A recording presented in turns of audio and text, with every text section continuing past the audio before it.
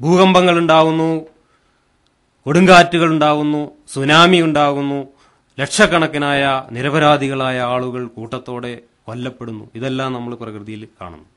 ഇവിടെയൊന്നും തന്നെ അന്യൂനമായ ഒരു സൃഷ്ടി എന്ന ആ സങ്കല്പം അല്ല പ്രകൃതിയിൽ നാം കാണുന്നത്. മറ്റൊന്ന്, കാരുണ്യവാനായ ഒരു ദൈവസങ്കല്പത്തെക്കുറിച്ചാണ് ഈ മതങ്ങളൊക്കെ പറയുന്നത്. അള്ളാഹു കാരുണ്യവാനാണ്, പരമകാരുണികനും കരുണാനിധിയുമാണ് അള്ളാഹു എന്ന് ഖുർആനിലൊക്കെ പലതവണ ആവർത്തിക്കുന്നുണ്ട്. എന്നാൽ പ്രകൃതിയിൽ ഈ കാരുണ്യത്തിനും നമ്മൾ യാതൊരു ദൃഷ്ടാന്തവും കാണുന്നില്ല. പ്രകൃതിയിൽ നാം കാണുന്നത് ഒരു ജീവി മറ്റൊരു ജീവിയെ ഓടിച്ചിട്ട് പിടിച്ച് കടിച്ചു കൊന്ന് തിന്നുന്ന കാഴ്ചയാണ്. ഒരു ജീവിക്ക് മറ്റൊരു ജീവി ഭക്ഷണമാകുന്നു. മനുഷ്യർക്ക് തന്നെ രോഗാണുക്കൾ മനുഷ്യരെ തിന്നുന്നത് കൊണ്ടാണ് മനുഷ്യർക്ക് രോഗങ്ങളുണ്ടാകുന്നത്. കൊതുക് അതിന്റെ ഭക്ഷണമായി നമ്മുടെ ചോര കുടിക്കുന്നത് കൊണ്ടാണ് നമുക്ക് ചിക്കൻ ഗുനിയയും അതുപോലുള്ള രോഗങ്ങളും ഉണ്ടാകുന്നത്. ഇങ്ങനെ പ്രകൃതിയിൽ തന്നെ ഒരു കാരുണ്യവാനായ ഒരു മനുഷ്യനെ പോലെ ബോധമുള്ള ഒരു ശക്തി പ്രവർത്തിക്കുന്നതായിട്ട് കാണാൻ കഴിയില്ല. ഇനി മതം, ഇസ്ലാം മതം, കാരുണ്യവാനാണ് ദൈവം എന്ന് അവതരിപ്പിക്കുന്ന ഇസ്ലാം മതം വളരെ വിചിത്രമായ ഒരു വാദം ഖുർആനിലൂടെ വാദിച്ചുറപ്പിക്കുന്നുണ്ട്. അതായത് ദൈവം മനുഷ്യനെ സൃഷ്ടിച്ചത് അവന്റെ കാരുണ്യം പ്രകടിപ്പിക്കാൻ വേണ്ടിയാണ് എന്ന് അവകാശപ്പെടുന്നതോടൊപ്പം ദൈവം പ്രപഞ്ചമുണ്ടാക്കാതെ വെറുതെ വെള്ളത്തിൽ സിംഹാസനത്തിൽ ഇരുന്ന് ബോറടിച്ചിരിക്കുമ്പോൾ ദൈവത്തിന് പ്രപഞ്ചം ഉണ്ടാക്കണമെന്ന് തോന്നാൻ കാരണം ദൈവത്തിന്റെ മനസ്സിൽ നിറഞ്ഞു കവിഞ്ഞ കാരുണ്യം ആരുടെയെങ്കിലും മുമ്പിൽ ഒന്ന് പ്രകടിപ്പിക്കണം എന്ന അഭിവാഞ്ചയാണ് എന്നാണ് പറയുന്നത്. അങ്ങനെ കാരുണ്യം കൊണ്ട് പൊരനിറഞ്ഞതിന്റെ പേരിൽ ഇരിക്കപ്പൊറുതിയില്ലാതെ ദൈവം പ്രപഞ്ചം സൃഷ്ടിച്ചത് എന്തിനാണ് എന്ന് ഖുർആൻ വിവരിക്കുമ്പോൾ ദൈവത്തിന്റെ കാരുണ്യം വളരെ വിചിത്രമാണ് എന്ന് നമുക്ക് മനസ്സിലാവും. ദൈവം കാരുണ്യം പ്രകടിപ്പിക്കാൻ സൃഷ്ടിച്ച മനുഷ്യരെ, മഹാഭൂരിപക്ഷം മനുഷ്യരെയും വഴി പിഴപ്പിച്ചു നരകത്തിലിടും എന്നാണ് ഖുർആനിൽ പറയുന്നത്. ഞാൻ ഏതാനും ചില വാക്യങ്ങൾ ഖുർആനിൽ നിന്ന് തന്നെ വായിച്ചു കേൾപ്പിക്കാം. അള്ളാഹു ഇച്ഛിക്കുന്നവരെ അവൻ വഴിപിഴപ്പിക്കുന്നു, അവൻ ഇച്ഛിക്കുന്നവരെ അവൻ നേർമാർഗത്തിലാർക്കുകയും ചെയ്യുന്നു. ഖുർആൻ 6:39. അവരെ നേർമാർഗത്തിലാക്കാൻ പ്രവാചകനായ നീ ആഗ്രഹിച്ചാലും അള്ളാഹു വഴിപിഴപ്പിച്ചവരെ നിനക്ക് നേർമാർഗത്തിലാക്കാൻ സാധ്യമേയല്ല. 16:37. അള്ളാഹു ഉദ്ദേശിച്ചിരുന്നെങ്കിൽ എല്ലാവരും സന്മാർഗം സ്വീകരിക്കുമായിരുന്നു, പക്ഷേ മനുഷ്യരെയും ജിന്നുകളെയും കൊണ്ട് നരകം നിറയ്ക്കാനാണ് അവൻ ഉദ്ദേശിച്ചിരിക്കുന്നത്.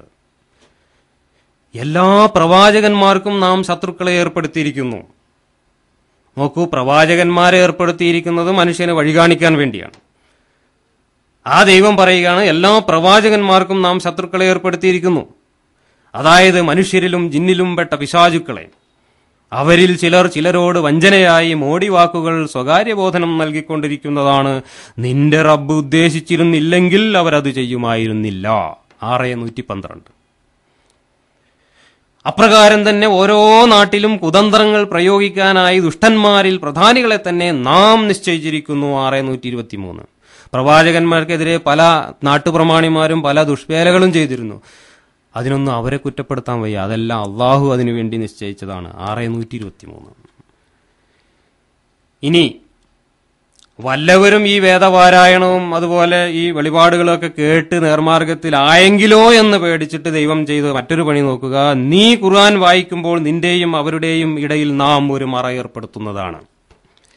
അത് ഗ്രഹിക്കുന്നതിന് തടസ്സമായി അവരുടെ ഹൃദയങ്ങൾക്കും കാതുകൾക്കും നാം മൂടി ഏർപ്പെടുത്തുന്നതുമാണ്. അപ്പോൾ ഇത് കേട്ടിട്ടെങ്കിലും വല്ലവരും നന്നായി പോയെങ്കിലോ എന്ന് പേടിച്ചിട്ട് അള്ളാഹു അവരുടെയൊക്കെ ചെവിയിൽ ഈയം ഒഴിച്ചടച്ചിരിക്കുന്നു.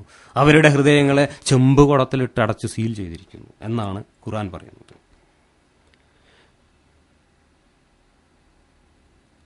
മനുഷ്യരെ വഴിപഠിപ്പിക്കുന്നതിന് വേണ്ടി പിശാചിനെ സൃഷ്ടിച്ചിരിക്കുന്നു അല്ലാഹു. മനുഷ്യരെ നേർമാർഗത്തിലാക്കാൻ വേണ്ടി പ്രവാചകന്മാരെ അയച്ചു. 1,24,000 പ്രവാചകന്മാരെ പല കാലങ്ങളിലായി പല ദേശങ്ങളിലേക്ക് അയച്ചു എന്ന് പറയുന്ന ദൈവം തന്നെയാണ് എല്ലാ പ്രവാചകന്മാർക്കെതിരെയും പിശാചുക്കളെ അയച്ച് ദുഷ്ടപ്രവൃത്തികൾ ചെയ്യാൻ ഏർപ്പാട് ചെയ്യുക മാത്രമല്ല, ലോകത്തിലുള്ള ജനിക്കുന്ന മുഴുവൻ മനുഷ്യരെയും വഴിപഴപ്പിക്കാൻ വേണ്ടി പിശാചിനെ സൃഷ്ടിച്ചിരിക്കുന്നു എന്ന് പറയും.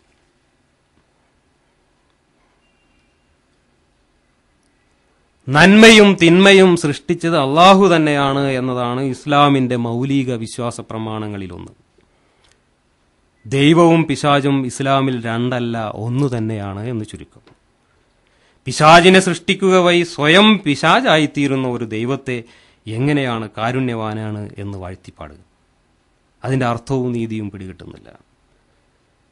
സ്വന്തം സൃഷ്ടികളായ മനുഷ്യജീവികളെ ബോധപൂർവം വഴിതെറ്റിച്ച് നരകത്തിൽ ചാടിക്കുകയും ആ നിരപരാധികൾ തീയിൽ വെന്തെരിയുന്നത് കണ്ട് ആസ്വദിക്കുകയും ചെയ്യുന്ന ഒരു ക്രൂര വിനോദക്കാരനായി ഇസ്ലാമിലെ ദൈവം അധപ്പതിച്ചത് എന്തുകൊണ്ട് എന്നത് മനഃശാസ്ത്രപരമായ വിശകലനവും പഠനവും അർഹിക്കുന്ന ഒരു കാര്യമാണ്.